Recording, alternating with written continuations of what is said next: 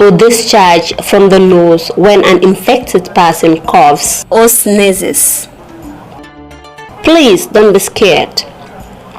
To prevent infection and to slow transmission of COVID-19, follow the safety precautionary measures placed by the World Health Organization. Wash your hands regularly with soap and water, or clean them with alcohol-based hand rubs. Maintain at least 1 meter distance between you and people coughing or sneezing. Avoid touching your face. Cover your mouth and nose when coughing or sneezing. Stay home if you feel unwell. Refrain from smoking and other activities that weaken the lungs. Practice physical distancing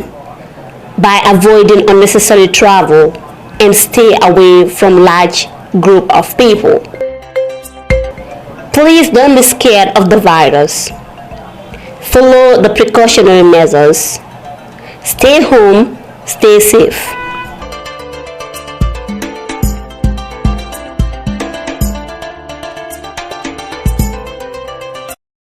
Everyone out there, we the GTTV deems it necessary to come out to the Gambian population to talk to them about this issue of the extension of the state of emergency pertaining the COVID-19. Of recent, the Minister of Justice tables out motion seeking the people's opinion pertaining the extension of this COVID-19 from 21 days to another 90 days, in which the National Assembly kicks it off to 45 days. So this is the reason why the GTTV comes out here in Ibutown and New Joshua to seek the people's opinion pertaining this COVID-19 and then the extension of the state of public emergency. Mr. Ishmael Ture. Mr. Ture, what's your take on the extension of the state of emergency to another 90 days? This one is going to affect the nation, especially for business people. Because government workers, these are permanent, but for business, it's going to affect because people live on a daily basis. So if the state of emergency is here and everybody is inside, indoors, whatever you have can finish. Some of them don't have a lot of resources. So when that one finish, hunger will kill a lot of people. So that one is a big blow to the poor people. So that's what I have for that area. Okay, now what is the suggestion that now that it can be reduced to 45 days instead of the 90 days? What will it still have a negative impact in the nation? Of course. There are some people, even if it's 1 week, some people depend on daily basis.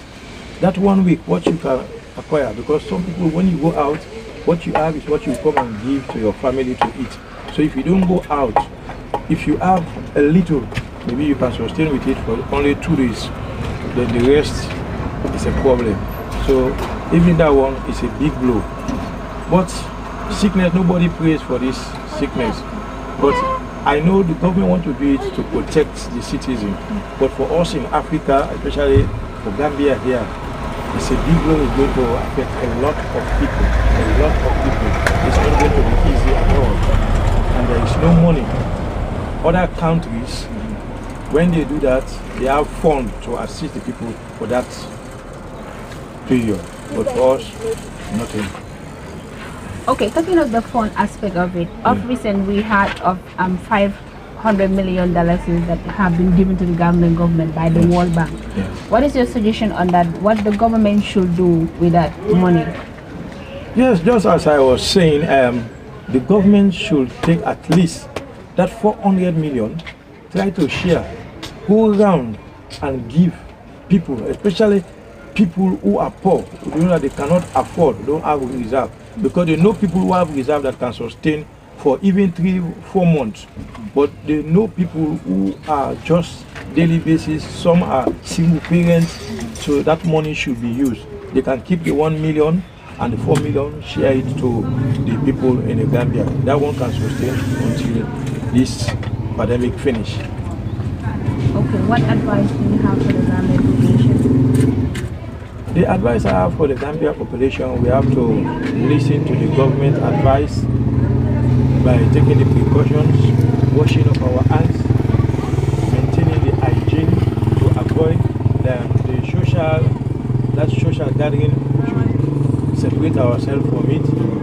know where you are going, and the movement, you should curtail your movement wherever you are going. So know where you should go and where not to go, because that one will help to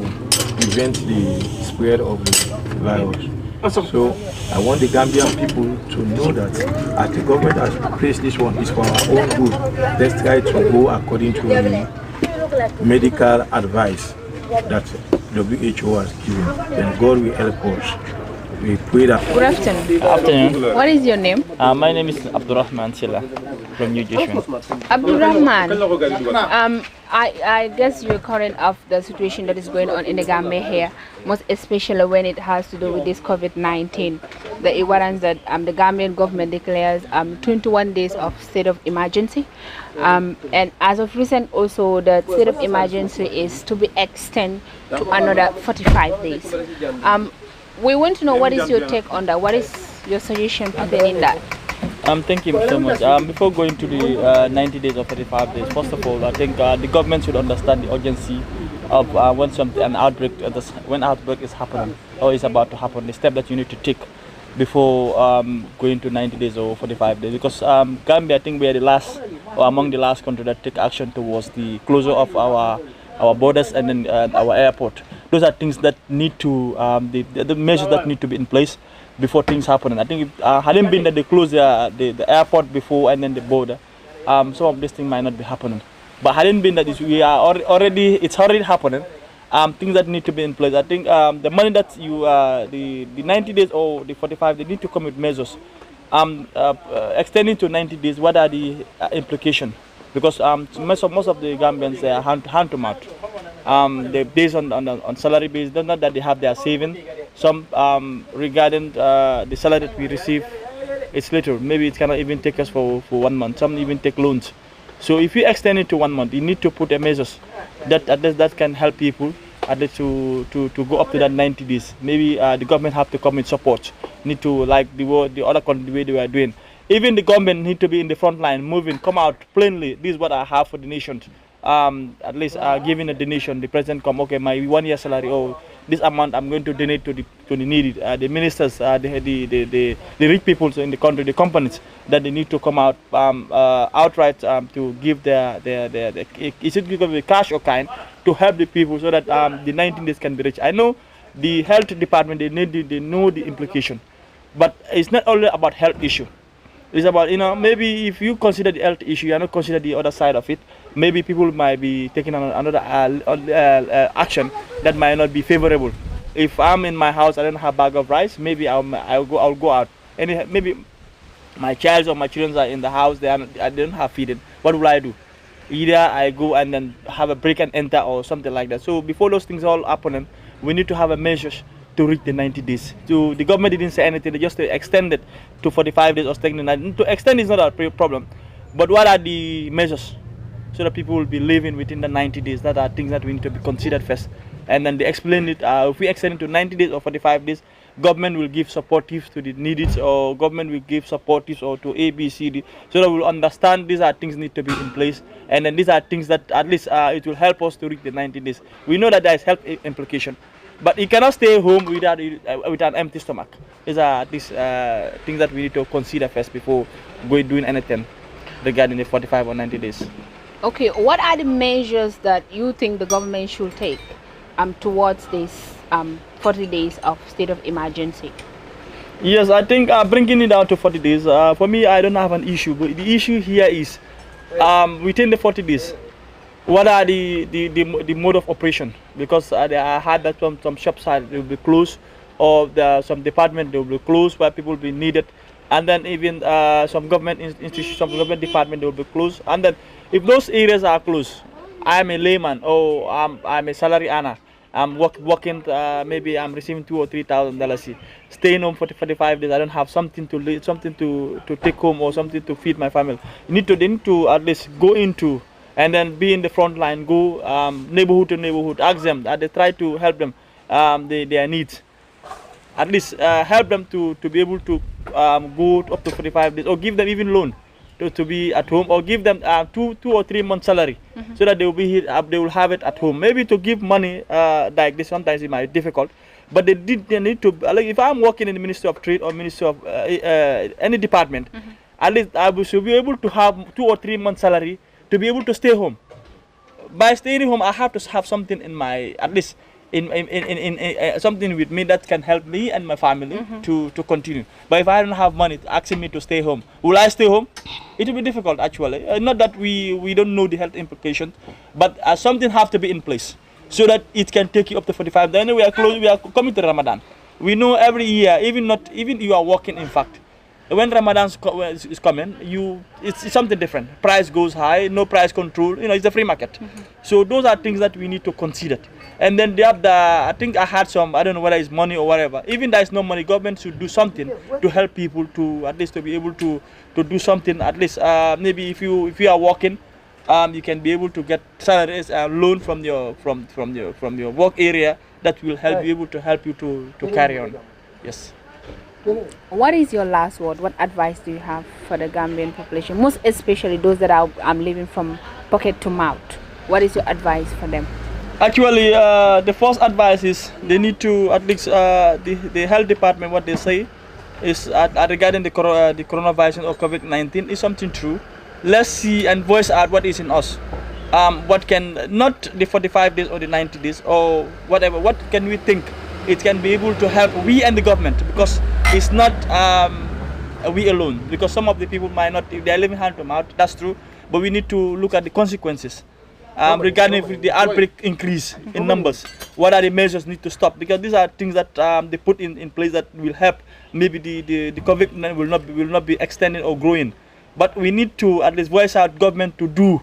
so that it will help us at least we can be able to the needy can be able to stay home, whether to have salary, or people who are not working, how best they're going to have something from the government. And I think I heard that the government have money. I don't know, I'm not quite sure. But at least those money need to be at least buy some food material, and then at least give it to needy people. We know by looking at going around the neighborhood, you can be able to, even not at least 100% distance, but you can be able to tell people who need the material. We're working with the alcalos, we're working with the imams, working with the pastors. You can be able to tell within the neighborhood, or the elders of that neighborhood knows the people that need that material. So they will help you, able to help you to share those material. At least they will be able to stay home for that 45 days. I think that's a thing that need to be in place. I think the COVID-19 is something that's very dangerous, but hunger also is something that is more dangerous than the COVID-19. So we need to at least balance these two things out to see we'll be able to stay home, having some help from the government, and then try to at least do something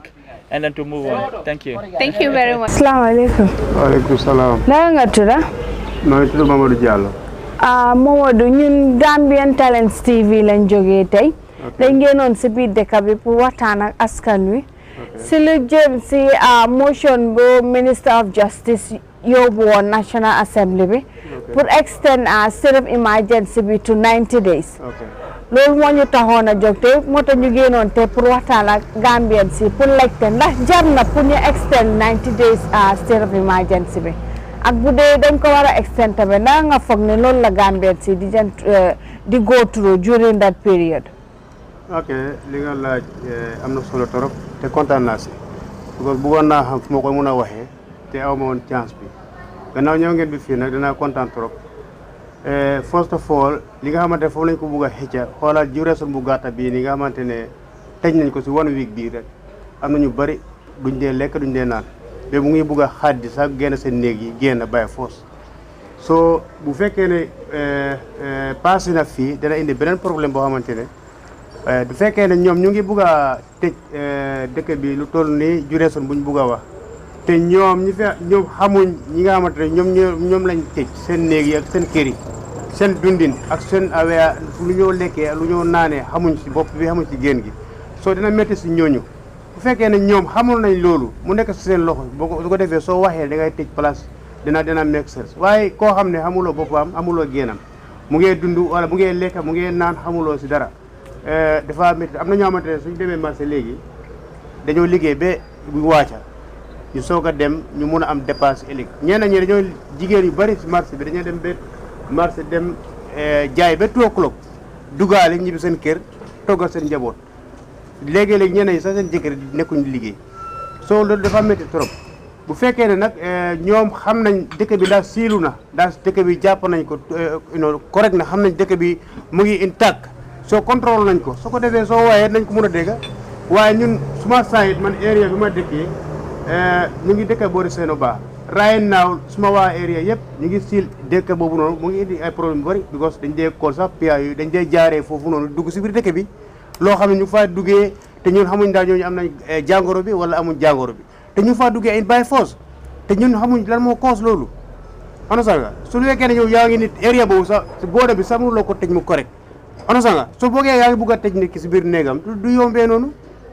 onosanga ñun dañu am VDC lañ suñ VDC bi suñ boy si ak suñ xaalis suñ kees yi lañ jekkati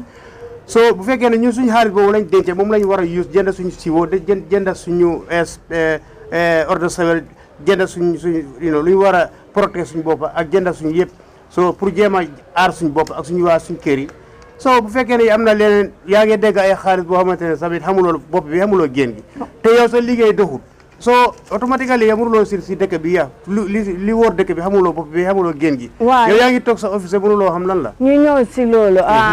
coronavirus feebar bi tax na ba am na ñu nekkoon si biti génn si ñëw jox government di Gambia bi lu dem ba $500 million so bu war nañoo stick opinion ni Gambian si lan lañ foog ne government loolu lañ war a def ak xaalis bi wala naka lañ foog ne noonu la ñoo mun a spend xaalis bi pour dimbale Gambia bi ñu mun a fight coronavirus bi boo gisee li ma waxoon léegi rek boo gisee nit ñi mën a dëkk si biir néeg yi toog tëju dañu amuñ luñ lekk amuñ luñ naan xaalis boobu noonu bu fekkee ne léegi 500 millions yëkkati 400 millions bi wala 3 millions 100 millions bi nga jënd ko maalo bu doy sec nga teg nit ñi si biir néeg yi ñu toog fa su ko defee boo buggee waan ne ñu nañ toog waan benn weer wala ñaari weer da nga ko calculer xool ndax ñi mun nañ dundelee si 3 months wala 1 month su ko defee ñu toog si biir seen kër yi beneen xaalis bu des das min yaa ngi liggéey sa bopp because doo gën du génn day yëg jàngoro so mu ngi si biir néegam mu ngi lekk mu ngi naan so kooku dana am fu soo fee boppam so su ko defee li si des nag nga yëkkati ko nag jëf ko si jàngoro bi ñii di wóor di xool nga sil sa booda sa everything mu correct so waaye bu fekkee ne ki amuloo lu mu naan soo amee 100 billion tamit doo ko mun a régler balaa caa nga ne nañ toog seen kër yi du mun a nekka man de maa ngi nii personnellement man mënuma te suma place mënuma suma njaboot yaa ngi war a lekka ñu ngi war a naan dafa difficulté man xanaa kan ma tëju si biir place bi may jéem a ut lu ma am waaw léegi ban advice nga amoon pour Gambians si in relation to coronavirus bi comme li ñu wax pour ñu bàyyi di ko def am na ñi nga xamante ne benn tey mënu ñoo gëm ne virus bi mu ngi si biir dëkk bi yow ban advice nga leen amaloon képp ko gëmul virus bi kooku wérut képp koo xam ne gëmul ko xamul luy dox si adduna bi lépp loo xam ne dem na ba arrêté diine islam bi nga xamante ne moom la nit ñi di jullee fi jumaa yëpp ñu arrêté ko makka tëj place am bi ak yooyu soo xam nga ne boo gëmul loolu gëmuloo dara doo gëmati dara soo li nga xamante ne moo xew mooy every day ñu ngi seetaan WHO ñu ngi seetaan Al Jazeera ñu ngi defal lu gars yi di advice yi wóolu bi yëpp lu fi xew ñu ngi koo gis ñu ngi koo bàyyi xel soo li gars yi advice dañ toppal yoon boobu noonu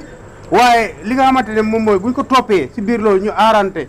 ñu ne 2 meters bu nee 1 meter sax su la nee def ko 2 meters du dégg su ko defee nga mun a ki lay wàlla jàngoro nga daw ko li lay indil problème yow nga koo dawal sa bu balaa nit di la advice loolu moom fact loolu moom déggal loolu lañ ko war a bàyyi xel bu baax a baax a baax.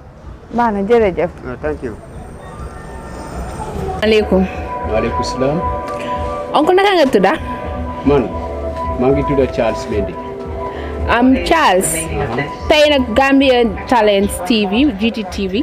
ñoo ñëwoon si biir dëkk bi fii nii pour laajte askan bi pour lan mooy seen xalaat si Minister of Justice bi bu mu bëggoon a the suggestion that bu in 90 days of extension of state of emergency bi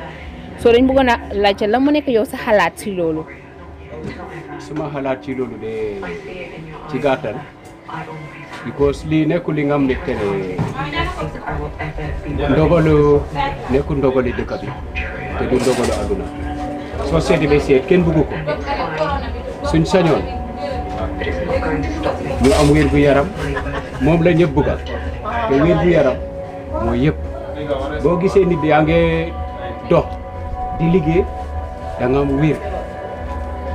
boo wérut even yéen mi soo leen wér ko doo leen dox di ñëw di ñu interview te man di ministre of justice opinion am bi ay Charles mun naa ne si suma own idea I'm very appreciate on that xëy na ñeneen because nit yi bokkuñu xalaat ku nekk ak ni ngay xalaat waaye man si suma own opinion ànd naa ci ndig lu tax mu def lii su sañoon du wax loolu waaye li yàlla dogal la nañ ko waxee noonu li yàlla dogal la du noonu li yàlla dogal la ok so dañ ci apprécier ñu ànda ci for the meantime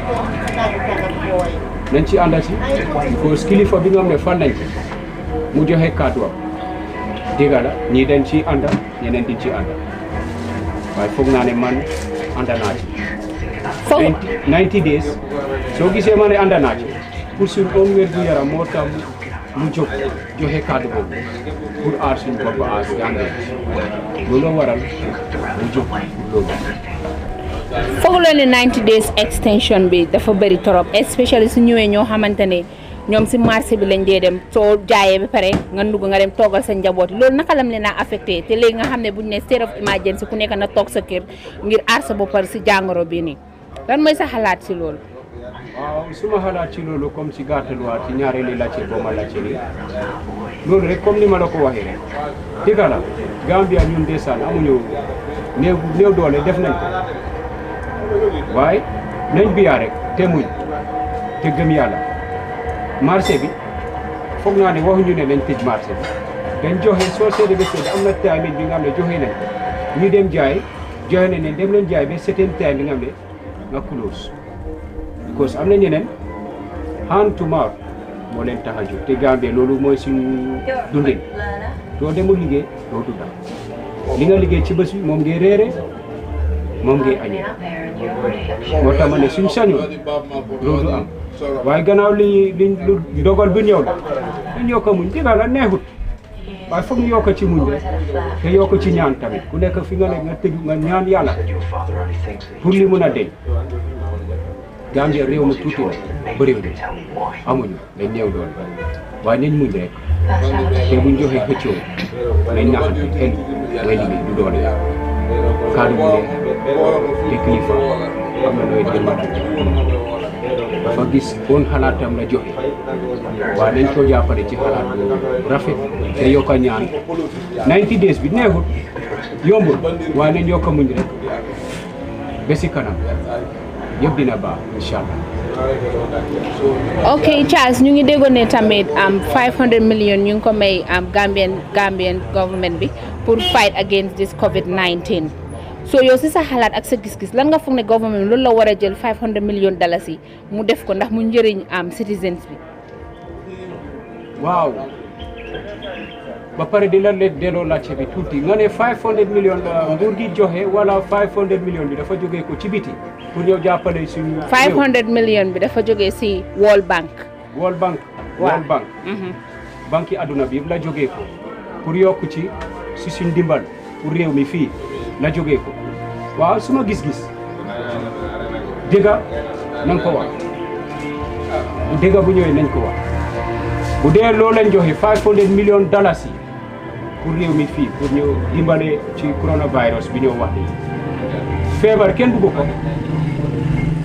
bu feebar ñëwee da nga war a faj looloo tax World Bank jëlee xaalis boobu noonu du Gambie rek lañ jox xaalis dañ ko joxe adduna xaalis bi man si suma own idea ngir yàlla rek nangu di def ci yàlla si kandulaay kàttan di leen ñaan nañ jël xaalis boobu noonu ñu dimbale ko Gambians si waaw ñu jël ko joxe ko bu dee garab lañ am voilà bu dee leneen lañ ci war a def beneen facilité nañ jël xaalis boobu xaalis bi du pour leneen xaalis bi pour fagaru la pour aar Gambien si moo tax ñu joxe xaalis bi pour dimbale ñu ndig dañ néew doole xaalis boobu nañ ko use si loolu li ñu wax nañ jël lépp lu ñëw pour ñu ne lii pour lii la nañ jël ñu def ko ci loolu jërëjëf lan moo nekk sa mujjanteeli kàddu boo am pour wax Gambians si in general. waaw li ma wax Gambians si mooy nañ fagaru te li nguur wax mu ngi mel ni sa kër bi nga dëkkee sa famille compound bi nga dëkkee li papa wax da nga war a déglu kaddu kilifa dafa baax nga koo déglu sa papa su la ne taxawal fii bul génn tey doom bul génn ci biti dafa am lu tax mu ne la doom bul génn ci biti dig mag fu moo séentu xale du ko dee xam mag li mu wax rek dafa am lim séentu moo tax mu wala xale bi bul génn bu def lii soo nguur bi dañu bëgg te ñun ñooy nguur ñun suñ bopp Gambians ñu ñooy nguur. If we had the government, we the Gambians, we are the government. Kenn nit nekkul nguur ñu ñoo fal président ñoo fal ministre bi ñoo fal ku nekk ci ñoom ida mayor oo ñoo leen fal so nañ déglu gars yi ñu sàmm seen kàddu di si kanam. jërëjëf Charles. naka nga tudd? man maa ngi tudd Lamine Silla. Lamine ñun Gambian Talents TV lañ jógee dañ génnoon tey si biti pour waxtaan ak Gambian si pour gars yi joxe seen opinion wala seen reaction towards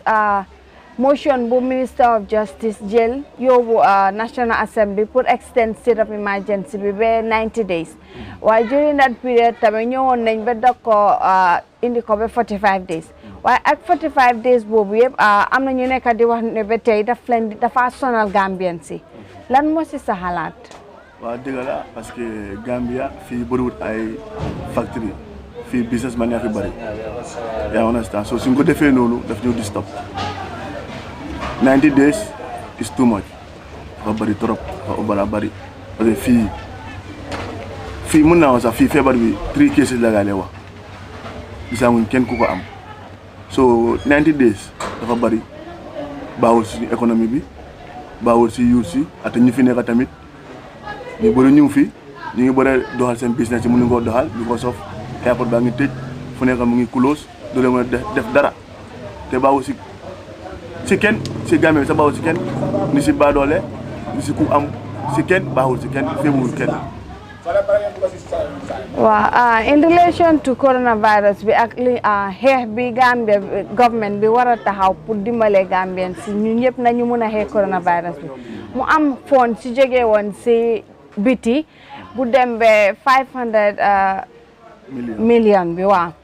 lan nga foog ne noonu la government bi war a spende xaalis bi because ñu bëree ngee wax ne government door nañ di lekk si xaalis bi yow lan moo si sa opinion. 500 million bi dafa ñëw because of feebar bi right ok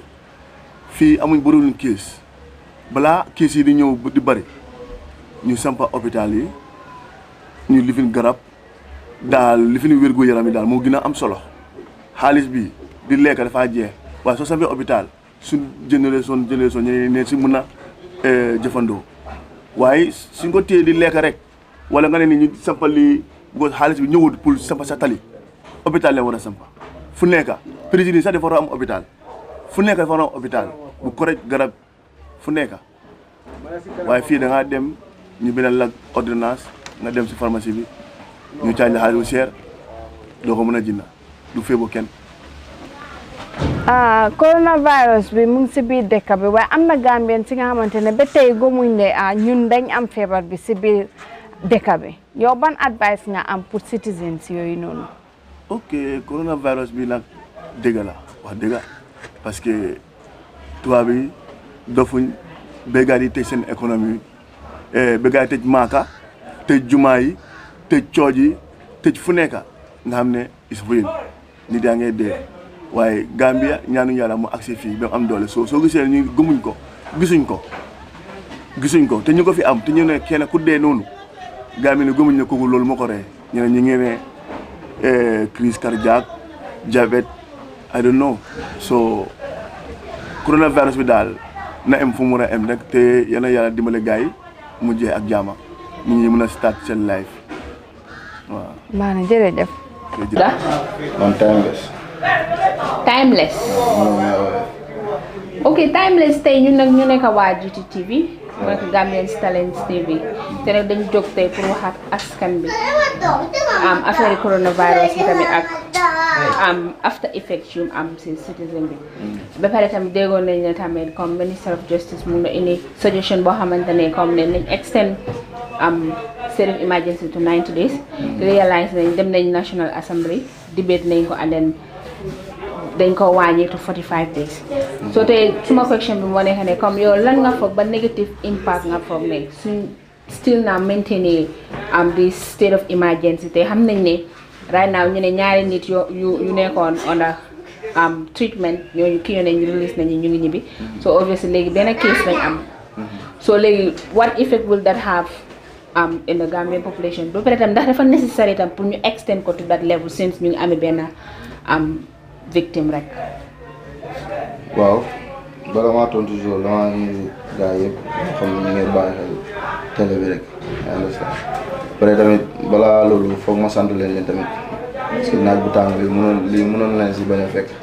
yaa understand ngeen ci dugg si naaj pour waxtaan ak nit ñi laaj leen si affaire feebar loolu yëpp pour rafetal seen liggéey rek ma leen a gàcce ngaaraama si loolu tamit waaye tamit lii comme dëgg la feebar moo nekk loo xam ne nii feebar bu garaaw la nekkul loo xam ne dañ ko war a caaxaan même su fekkoon ne benn kiis buñ am sax dañu koy laam-laamee ndax dëgg la wala lu dëgg sax dañu war a bàyyi suñu xel bu baax saxatuma nag nga xam ne nii am na yaa understand parce que feebar bi moo ko laaj dafa garaaw waaye nag comme am na ñoo xam ne ni ngay liggéey from hand to mouth yaa understand su waree toog ay days demuñ liggéey benn affaire lay doon te tamit ñu ngi wax ne comme soo gisee ñuy aaye nit yi dem liggéey comme public gathering bi dañuy bañ te public gathering soo demutee liggéey tamit di nga ko am sa koñ yaa understand parce que yéen a ngi ñëw fii te yéen a ngi gis gars yi nañ toogee yaa ngi understand doo ñu ngi leen aayee liggéey waaye mun leen a aaye public gathering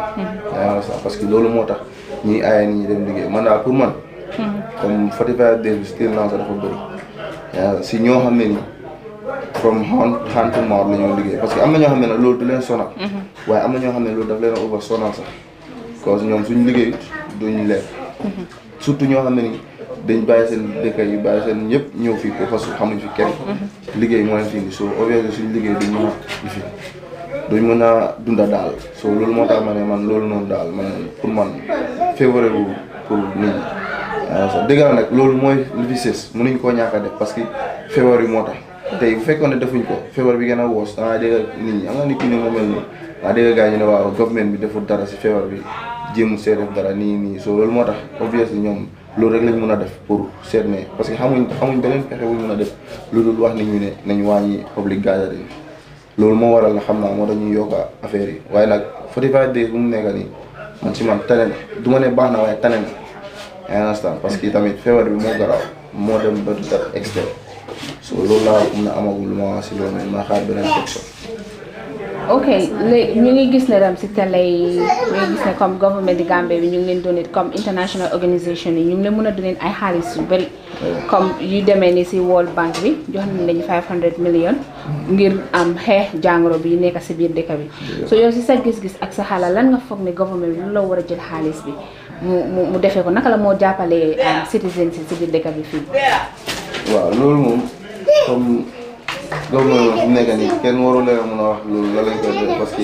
ñoom seen bopp xam nañ fu nekk nii problème bi xew na ñu jël xaalis ekkati jox ko kon obviously war ngaa xam ne li xew nii moo waral ñu joxe xaalis xanaa kay lenn moo des mooy ni ñu war a def ba mun a solve problème bi si xaalis boobu yaa na sax loolu moom xam naa ne ñoom ñoo ma si gën a war a mun a xam dara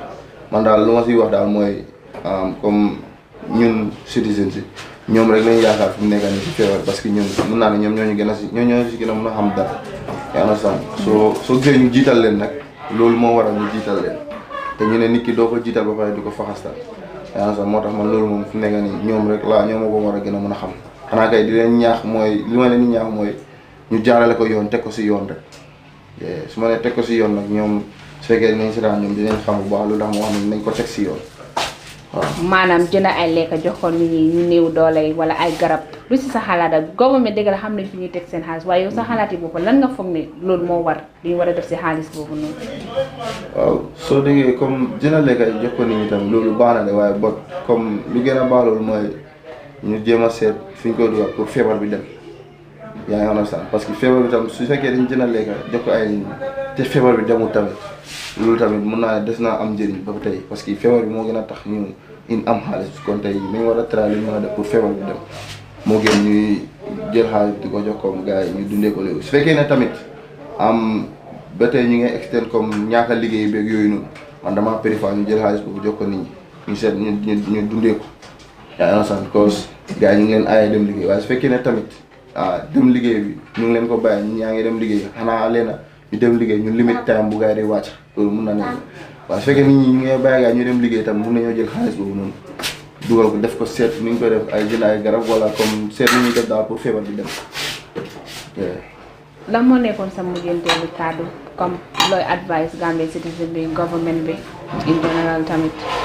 waaw lu may advice Gambien ni mooy comme am nga ñun Gambien leena dafa nekk suñu ñun comme fekk gisul duñ dee góob loolu moo nekk suñu waaye tamit di dafa nekk loo xam ne nii tamit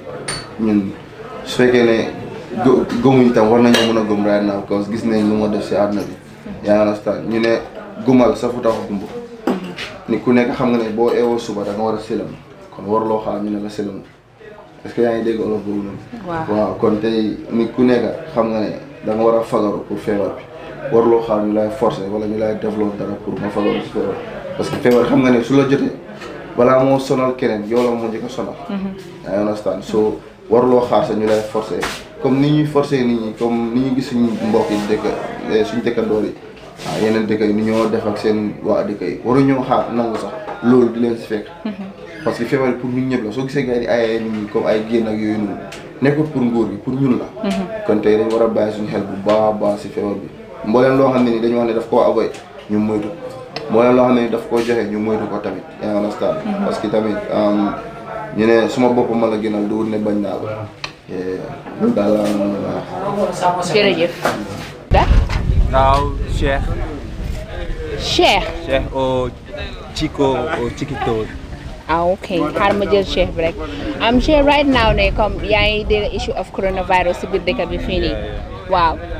Léegi nag GTTV mu nekk Gambian Talents TV dañ ko def seen ité pour ñëw si biir dëkk bi especially fii si biir Ibo Town pour wax ak askan bi. Waaw, that is the people's opinion about this coronavirus bi. Ba pare comme réerolu na mbir ne comme dañ defoon state of emergency te state of emergency fu mu nekk ne almost mu ngi ñëw expire mu naaw waaye léegi dañ amoon intention pour like extend ko minister of justice moo amoon intention boobu noonu to 90 days léegi mu yóbbu ko national assembly woon bu ñu ko doon debate days yi yëpp so of recent léegi nag gars ñu ngi agree on ne nañ ko def 45 days instead of 90 days boobu noonu so yow with that 45 days la nga fa ne comme ban negative impact la loolu di am si Gambian citizen yi comme ban yaaxu-yaaxute la muy indi si dëkk bi suñ ko defee 45 days of another state of emergency because of this coronavirus. Ok, asalaamaaleykum maa ngi nuyu ku nekk si turam ak santam maa ngi nuyu suma mbokki Gambia ni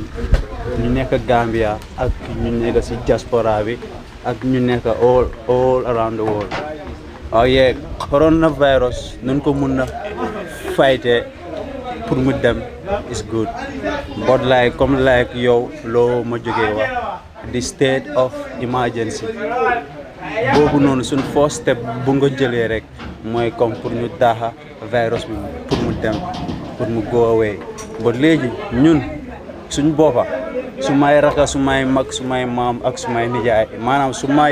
may moromi citizens ñoo war a nekk aware about this virus because virus bi bàyyut kenn bàyyut xeet bàyyut foo bokka bàyyut noo mel ak noo munti mel virus bi dafa ñëw ba si yow so this state of emergency ak nu ko gars yi mun a yokka is good pour virus bi mun a dem because this virus xam nga rek dafa xañ lu bëri dafa tëj lu bëri inside the world so and we want to see a bright Gambia so let's focus and join our hands so that we can kick this virus out. Okay, now of recently, Gambian government received lot of funds from these international donors. Come Harris, you need. $500 million. The World Bank Gambian government to fight against this COVID-19. So, langa fong ne Gambian government lo wara jël xaliss mu defé ko parce que may dégg ñene ñu tabax l'hôpital ñene ñu jënd garab. So, yalla moy sa xalaat ci. Wow, yeah, xam nga lolu non is about diplomacy because World Bank su gaay ñëwé jox government bi xaliss lool ñom gaay ñu ngi am ñoo xamantene special guidance specialize si that side. So ñoñu xamna gaay inshallah for the love of the Gambia they will make a good use of that money. Okay, la mo nekkon sa advice to your fellow Gambians. Love, unity, muñ rek xam nga prosperity nekk together. Ak tamit nga love someone with Gambian because loolu mooy the love of compatriots te xam nga ñu boole xol yi xeex ñaan virus bi mu dem inshallah.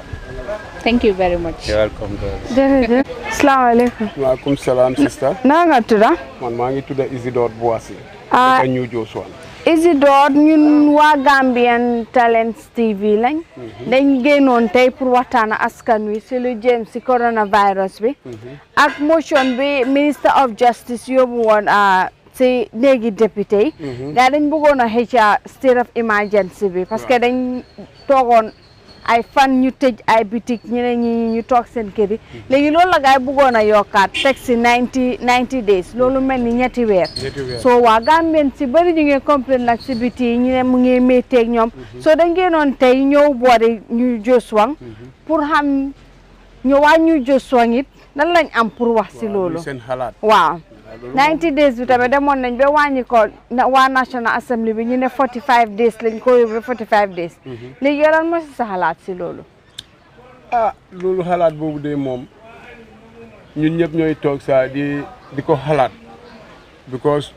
jàngoro la si biir dëkk bi kenn ñaanu doon jàngoro bi mu ñëw si dëkk bi di ñu sonalee nii because ñun lu ñooy ñaan daal jàngoro bi mu jéena si Gambia daal pour mu set mais extension yi lu ñoo extend ni ñu ne 90 days bi ñu bëri ñaawlu nañ ko te Gambia dafa tuuti trop pour xam ne saa waay pour nit war a toog 90 days doo liggéey xam nga loolu moom métti na système waaw te loolu ñoom sax ñaanuñ ko yàlla sax pour extend loolu noonu dañ bëggoon mu jeex sax balaa ñu koy extend to 90 days ba soo gisee tamit ñu extend ko noonu xëy na feebar bu nekk si biir dëkk bi du ñu jékki-jékki rek ñu ko toog ñu ne ñëpp nañ dem liggéey ji because am na yoo xam ne mu ngi si biir dëkk bi seetaan ko waaw te nuñ ko wàññee noonu tamit saa waay indi ko tu xaw ma 14 days la xaw ma lan 45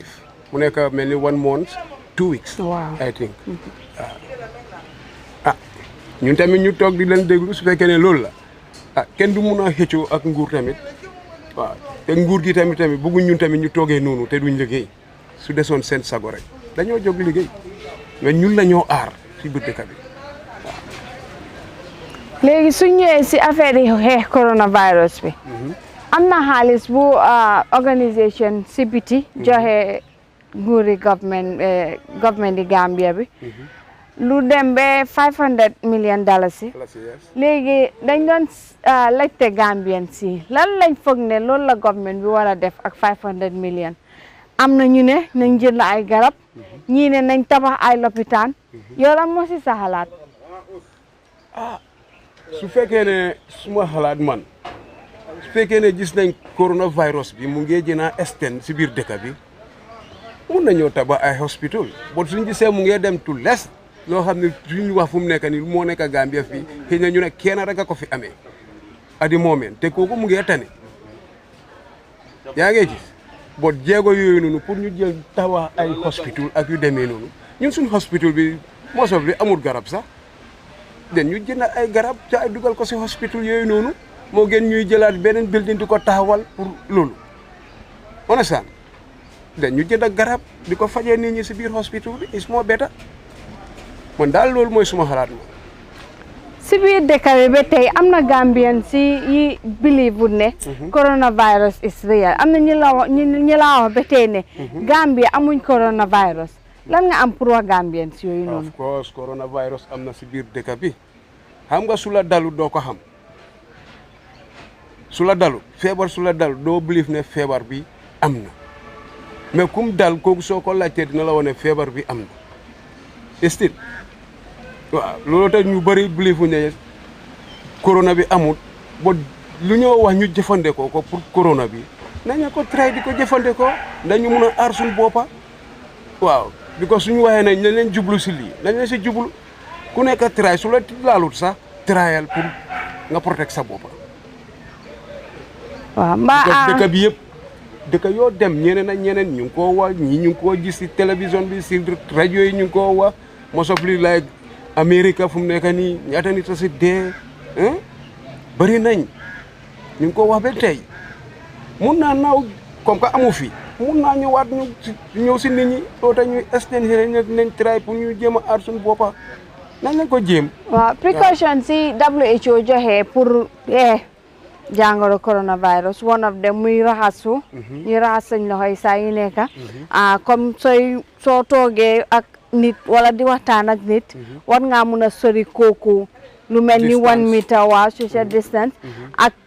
nuñ ko doon waxee stay at home ñu ngi advice ñi pour ñu toog seen kër yi ak xale yi nekk di wër si biir dëkk bi nii ñu ngi advice parents si pour ñu téye seen doom bi seen biir kër yi mbaa yow yaa ngi follow precaution ci ak seen garage bi fii nii. waaw xam nga nit ku ñuul dafa dëgër bopp loolu mooy suñ problème ñun nit ku ñuul agis daal. maaleykum salaam. anti noo tudda. Umi.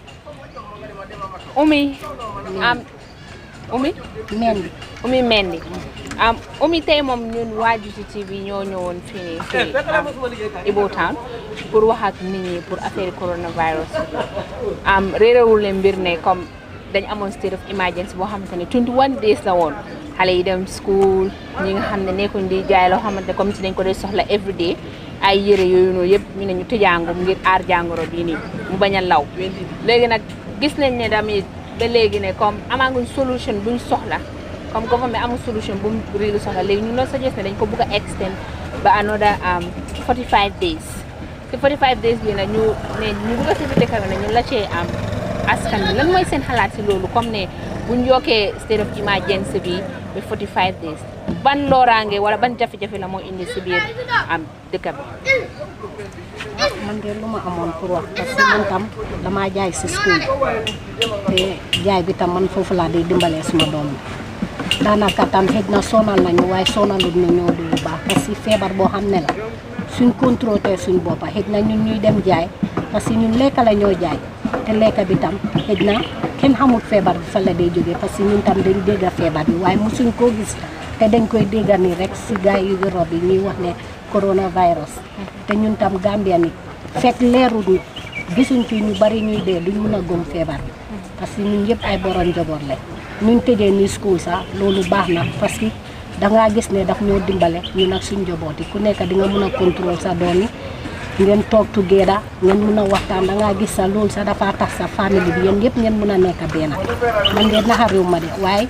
xëj na su ma sonal tam sonalut ma noonu parce que xëj na am nañ lu ñoo lekk si kër bi ñu ngee lekk ñu ngee naan yàlla mu ñoo dimbale waaye feebar bi moom soo gisee ñu def lii tam feebar baa tax ñu def ko waaye loolu moom nekkul problème parce que def ñoo dimbale rek aar suñ njaboot yi aar képp koo xam ne mu ngi si dëkk bi yal nañu yàlla musal si feebar bi comme niñ koo déggee fii xëj na fii bariwu fii parce que Gambia sax ñu bari fulaluñ ko fekk gisuñ ñuy rey ñu bari comme Europe ñu bari jàppañu waaye comme que ñu ne ñuy raxasu boot bu set ku nekk sa loxo loo soo jógee si biti soo ñëwee rek nga raxasu ñun tam ñu ngi raxasu de suñ kër sax dañoo teg ndox mag xale ku dugga si rek ñu ne la nga raxasu ñun tam ñu leen nekk di def ba yàlla jàppale ñu si feebar bi loolu laa am pour wax. ba pare nag ñu ngi dégg ne comme international organisation ñu ngi may xaalis si biir dëkk bi fii nii pour xeex ngir jàngoro bi mu bañ a am doole daal si biir dëkk parce que duñ ne pour mu bañ a dugg parce que dugg si na ba pare mu bañ a am doole comme yeneen dëkk yi léegi xaalis boobu noonu comme yow si sa gis ak sa xalaat lan nga foog ne government bi loolu la war a use xaalis bi pour naka la ko citizen si di njëriñoo. government bi de des na si ñoom parce que xaalis bi suñ leen ko joxee joxuñ leen ko pour gaay dañ leen ko jox pour ñu dimbale nit yi affaire feebar bi moo tax ñu jox leen ko ñoom su nekkee ne ñoo xam ne dañ am xalaat xaalis bi ñoom neen buñ ko lekkaat nañ dimbale nit yi képp koo xam ne feebar bi mu ngi leen di stop ñu jox ñooñu ñu dimbale seen boppa man loolu laa gis si ñoom su nekkee xaalis bi ñun moom ñu ngi koo dégga de waaye gisuñ xaalis bi waaye man lu ma am pour wax leen su nekkee jox nañ leen xaalis bi pour dimbale nit yi nañ jox nit yi xaalis bi ñu dimbale seen boppa moo gën. ban advice nga am pour advice nit yi especially ñoo xamante ne ba tey ni ñuy waxee ne am na ñoo xamante ne gëm nañ ne coronavirus bi amut parce que ñeneen ñu ne naka ngay jëlee nit koo xamante ne am na contact ak am coronavirus nga jékki-jékki bés nga ne boromam dafa wér wala boromam tane na nga bàyyi ko mu ñibbi si kiram ñoom daal ñu ne gëmuñu tant que gisuñ ko ak seen bët ban advice nga leen di jox. man de lu ma am pour advice leen nañ toppa nit yi lu ñoo wax si yëfi feebar bi su ko defee duñ ko mën a am parce que ñu bari tam man lu maa wax ni ba tey ñu bari gëmuñ ko de fekk gisuñ seen koñ ñuy rey nit duñ ko mën a gëm parce que feebar bi da ngaa gis ne ñun sax every day ñu ngi si marché bi te marché Serekunda dafa bari nit ñun yëpp noonu la ñoo najalantee di dugga si marché bi marché Serekunda ñëpp foofu la ñoo ñëwee marché waaye Gambie ba léegi ñu bari gëmuñ ne feebar bi am na fekk ñu bari deewuñ fi rek duñ ko mën a gëm waaye man lu ma am suma xalaat su nekkoon man lu ma gënal sax mun nañ di wàññi nit yi si marché bi ñii su ñëwee week bii nii ñi lay ñëw week bii nii moo gën parce que Serekunda ku nekk xam na marché Serekunda ni mel dëkk bi yëpp foofu la ñoo demee marché te ba tey ñu ne ñu ngi contrôle feebar bi pour kenn bu ko am waaye every day nit yaa ngi fees si marché bi te ñun ñëppay laalante te feebar bi ñu ne bugut laalante bugut kenn jégalante te nit yi dañoo génn ñu ngi rombante ñeneen ñi di tisooli ñeneen ñi di saxaat fële kenn amul parce que kenn demul test ndax am nga ko ndax amuloo ko waaye Serekunda moom nu mu mel macha allah parce que ñëpp foofu lañ dee demee marché loolu laa am pour advice gars ku nekk nga contrôle sa boppa ba feebar bi wàññeekoo jaama xëj na yàlla moo ko fi indi dina ko génnee jaam. yan jéego nga foog ne yooyu lañ war a jël pour wàññi nit yi ñu bëree si biir marché bi parce que ñu mun nañ jógee Banjul ñii Serekunda ñii Brikama pour ñëw rek ndugga si biir Serekunda foofu comme noo ko waxee nit yi dañ dee bëri ba pare laalante bi feebar bi loolu la gën a bañ ñeneen dañuy saxat ñeneen ñi dinañ tufli lu kenn xamul léegi yow lan nga foog ne loolu lañ war a def pour mun a wàññi bëriwaay bi si biir marché bi parce que daanaka évident nañ dem marché. man de suma gis-gis comme que ñoo xam ne dañ sori xëj na ñooñu su ñëwee week bii nii ñeneen ñi noppaleku ñeneen ñi ñëw next parce que Serekunda am na ñoo xam ne sax dañoo jógee seen marché ñëw di jaayee marché Serekunda soo waxee lañ dee wax ne Serekunda moo dee gën a jar la parce que ñëpp foofu lañ dee ñëwee marché waaye man lu ma am rek di ñaan buur bi Serekunda marché ñu bàyyi fa xel trop parce que ñëpp foofu la ñoon duggee suba noo dem suba teel mu ngi fees tepp nit yi dañoo fees dañoo puusalante léegi yoon bi dafa xat sax waaye dañoo najulante ku nekk di borom puus yi koo xalaat Serekunda amut mag amut xale marché bi dafa fees ba ñu tay léegi doo am sa nooy rombe. jërëjëf. na nga tudda Mohamed Sila. Mohamed ñun Gambian Talents TV lañ jóge te dañ duggoon si biir dëkk bi pour waxtaan ak askan wi si lu jëm si state of emergency bi government buga extend from 21 days buñ joxe woon last time buga ko extend to the next 90 days waaye motion yóbbu nañ ko National Assembly te gay li code nañ ko down to 45 days so dañ génnoon te pour laajte askan wi even with that 45 days naka nga dundee loolu as a Gambian. ok that 45 days comme ñun ñu ñoo liggéey even 21 days yi nga xam ne passé na sax ñun daf ñu wékk waaw métti na torop digga na nag feebar bu ñëw fayit nii digga la lu am la ñëpp a ko war a fayit a ndoor waaye fayit bi nag bu ñu dem ba mu dugalal ni beneen jàngoro ñu ni neen suñ biir because ñun government fayit ñun ñoo dee fay government ñun ñoo dee liggéey bi at bi jeex ñu seet lu government am si suñ xaalis ñu dem fay suñ taxe del si waat yaa ngi understand léegi suñ ñu toogloo ñu war a ñaax gaa liggéey boobu dafa métti ci ñun te passeport bu gën a ndaw bi nga xam ne ni mu gën a ndaw ñun suñ liggéeyu tey ëllëg duñ ko jënd waaw Gambie fii ni ñoo dundee genn wàll gi yëpp ku nekk xam ne ne from hand to mouth la sa kaa ñun ouvrier yi soo suñ ñu tooglooyee ñu war a ñaakaa liggéey ñu dem ci 21 days ñu ñëwaat naan dañ koy yokk extend to 3 months boobu dafa métti suñu site bu baax a baax a baax moo tax nag 45 days yooyu su fekkee ne ni mun naa wàññeeku sax ñun moo ñu gënal if not coronavirus bu ñëw fayit dafaa ñëw dugalal ñu honki virus boobu dafaa gën a garaaw lii moo doon suma idea. waa ban advice nga amaloon Gambien yi nga xamante ne ba tey si biir dëkk bi am na ñi nga xam ne ba tey gëmuñ ne virus bi dafa réel lan nga amoon pour wax citizens yooyu. non virus bi moom dafa réel man I believe it te xam naa ne man suma ñu ma toogal yëpp xam ne ne lu am la waaw ñëpp xam ne ne lu am la comme ça daal nit ñu ko directé nit ñu ko digalee ne nen di raxasu nen di moytu nen di xam nga oytu crowd xam nga yooyu yëpp ñu ngi ci kawam ñun ñu ko jëm a practice fii sax dem nañ KMC pour ñu jox ñu ci seen bucket yi nga xam ne ni xam nga moom leen doon tasaare waaye mënuñoo am ba léegi ñu ngi toog mënuñoo am so ñun ñooy practice ñun suñu on site waaw di ko jéem a xam nga bala ngaa dugal si raxasu sooy génn a raxasu all the time tamit xam nga li ñu digal ñu ko def yëpp daal ñu ngi ci kawam because of feebar bi ñun la ñoo aar du kenn waaw waaye nag ni ñu ko paree dugalee moom xam nga léegi toll na foo xam ne nii daal mu ngi bugg a jur beneen jàngoro suñ ci boolee war a toog ñaakaa liggéey nag su boobaa moom waxuma la coronavirus beneen virus ay dugal ñun daal nañ ko boolee liggéey bi te di moytu loolu moo ñu féewu waaye nag moytu ko ba ñaakaa liggéey boobu baaxut ci ñun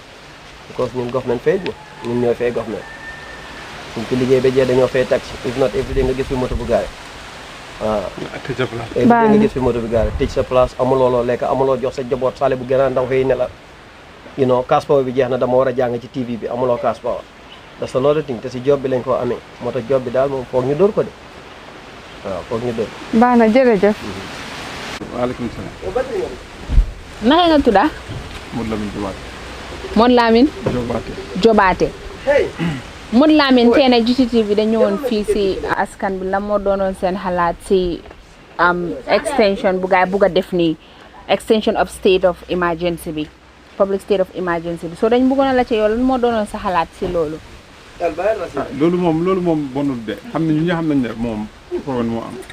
comme feebar moo dugg si te wo la nga aaruna si yëpp la xam so loolu moom du mën a bon waaye tamit nguur gi tamit war nañoo jël ay jéego war nañoo jël yenn jéego yoo xam ne àllis ñoom tamit mën nañoo dimbali ci loolu yeneen dëkk yi man du ma gis yeneen dëkk yi di ko def yi na ñu ngi leen di stay at home waaye ñoom ñoo leen di amee seen ndox ñoo leen di amee seen lamp waaye man dama ci fa ne nguur gi ñu ngi wax ne rek waaye nekkul di jël benn jéego so tamit pibu tamit ñoom ñoo war a pibu seen boppam te ñun xam nañ Gambie c'est tard war contre suñ si amul nañoo lekk ñeneen suñ génne la ñoo lekk am na ñeneen ñoom nag am nañu tane waaye am nga ñu si ëpp yëpp ay baadoo la ñooñu mos ñu génne aussi mën nañoo fii suñu njaboot so dafa métti torop so suñ si doon beneen jéego boo xam ne dinañ ko def xëy na mu gën a tane xëy na pibu nañ mën a understand ak yooyu noonu ñuy génne tamit comme di génne di wax nit dina expérience ñu bari ñu ñoo jàppale si yu bëri parce que ñun ay hôtel workers la ñun ñu ngi ne suñ yëpp a taxaw parce que last month la flight bi dem waaye ñu ñëpp a ngi toog kenn nekkati dem jox moo gën a seet ñu xam nañ ne affaire yi moom féegowuñu waaye ñu ñëpp understand nañ ne feebar moo ñëw so dañoo ñaan yàlla rek yéen la fi génn waaye tamit nguur gi tamit dafa war a jàppale dëkkam war a jàppale people yaa ngi doon wax affaire yi jéego yan jéego nga foog ne loolu la nguur bu war a jël pour jàppale Gambien si jéego bi daal lu ma mën a nekk mooy lekk number one ñaaka am light ak yooyu noonu sax ne loolu moo nekk ne lasting waaye lekk is very important comme ñu seet ni ñoo sensage people ñu seet comme lekk ni ñu ko wàññee ne si nekk dëgg jox ñu ko firi sax waaye ñu seet nu ñoo wàññee lekk na di mën a afford parce que kii baatoo dañ ko bëri mën a afford nu ñoo gën a jënd saako maal ak yeneen yi tamit mën a am ñu mën a yóbbu seen kër ba pare recently ñu ngi gis ne comme ne government bi receive na ay xaalis nit ñu ngi donné pour xee affaire coronavirus bii nii lan nga foog ne loolu la government war a def ak xaalis boobu ñeneen ñu ngi ne ñu jënd garab ñeneen ñu ne nañ jënd ay lekka jox ko nit yi lan moo nekkoon sa xalaat si loolu waaw yi fi xaalis boobu nag moom boobu moom amoo si idée bu that much waaye am na tamit am na minister of health wax nañu xiif nañu tuuti ne moom lañoo jënd si ay garab ak ña bëgg fu ees fu gaay bil noonu am yéen yu bëri ak fan ak yu gaay yi soxla yu bëri am na yenn ñu si wax waaye am na ñeneen ñuy wax ne tamit xaalis bi dafa bëri loolu suñ ko defee sax loolu tawut xaalis bi dee yaa ngi sax loolu sax man suma xalaat moom luñ ci mën a am man suma xalaat bu gàtt mooy xaalis bi waroon nañoo jéem a am leen luñ si génnee waxal nawet comme gannaaw nawet ñoo ñu amee suñu ndox am nañu suñu lampa ñu waxal nawet am luñ fi jox ana lu ñu jox am na ñu am lu leen si jox so moo ngam ne xëy na ndox ak livin dina xala wàññeeku xëy na boobu nañu mën a kii ak koom ne nañ mën a seetaan télé di mën a am livin suñu bopp xam nga di mën a seetaan di mën a seet lan mooy dox si àdduna bi ak yooyu noonu ak ndox parce que ndox is very important parce que ñoom yëfi raasu la ñu wax da ngeen di raxasu soo na génne raxasu wala dañuy raxasu ndox la ñoo use fuy sangu raxasu def lu nekk amee it's very important pour ndox andi gars yi mun koo wàññi sax parce que gars yi mun koo wàññi wala gars yi jëlal ñu ko for 3 good months yu gars yi wax ni ne alli duñ koy after loolu nag gars yi mën nañu seet ñoo defa ñun waaye alli 3 good months yooyu noonu ñu jëlal ñu ko la ma nekkoon sa advice boo am pour jox am government bi in general waaye nguur gi man tamit gis naa ne jéego jëluñ ko ñoom Adama Barrow dégg naa capanaa ko démb amee mu doon wax nit yi comme di waxtaan rek comme as président waaye moom seen pledge yu gars yi def nii yëpp moom gisuma loxoom ñëw te mooy war a nekk di number one parce que moo amee mbootaay mooy président bi mooy naka ñu ko waxee mooy kilifa dëkk bi so moom moo woon na kool ne man de suma loxo nangam indi naa ko ministère dami no fam fekk ni ñëw ta wala mu toog ne sarelem yëpp si ba 6 months du ko wàññil dara ne ko moom jël naa ko dugal naa ko si nguur gi nit ku bugg a sa dëkka noonu ngay def da ngaa jël responsabilité yu bëri waaw ñeneen ni ñu nekk sa doon tamit mun laa toofa waaye soo ñëwee taxaw ne de seta am naa capanaa yenn businessman yoo xam ne seen loxo ñëw te yow mu nga ne yaay mbootaay yaay amee ñëpp yow yaa ngi ni sa loxo ñëw yow léegi na nga yaakaar ne amee ñeneen tamit seen loxo mën a gaaw a ñëw yow yaay number one yow yaa war a ñi kaa joxe wane exemple ne man lii daal joxe naa lii wala suma sarali nii 6 months yi yëpp soxla ma ko dara dama bëgg a fuy nit yi yëpp xat yi fuy ñëpp kontaan ma bëgg a dimbale doomi Gambia parce que ku bëgg a réewam noonu ngay def man caba yeneen dëkk yëpp ñu nga xam ne dëkk ñoo ñu xala tane yëpp sama naa ñu ngi jël ay jéego yu am solo ñi bëri ñu leen jox ay lekk ak yu am na boo yu ko def nag fiiw waaye tamit amee ñoom ñu nga xam ne dëkk ñoom ñoo ñu amee ñoom ñoo waroon nañu kaa def loolu jërëjëf kan wi lii lañ leen amaloon tey dugoon nañ Josuwang ak Ibo Town pour waxtaan ak Gambians si in relation to extension biñ bugg a make in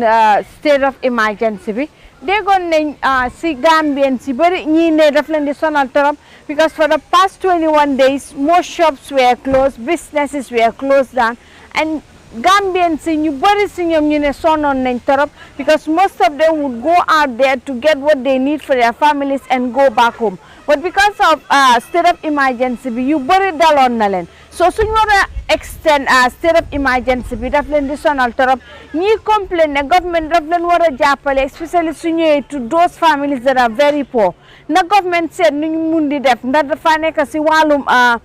jëndal leen li ñoo lekka ne dañoo wàññi price yi si biir marché bi ñii di suggest si netam government dafa am jéego yi gaay war a jël most especially su ñëwee si dundi ni Gambians si am na ñi nga xamante ne dem nañ ba challenge Gambians out there pour ñu dimbale seen morom yi Gambians si ñi nga xamante ne seen loxo jotut ñi nga xamante ne ñoo leen tane ñu dimbale leen waaye through social media these days am na Gambians si jël of the initiative pour dimbale seen morom yi Gambians si ñooñu ñu ngi leen di ne thank you so much for the effort ñu gën a challenge tamit those people that are out there and they are better off than any other Gambian. Seen xarit Mary Jaaju di jaajëfal suñ caméra lady bi tey Aïssatou Touré for the job well done. Thank you. Coronavirus exists.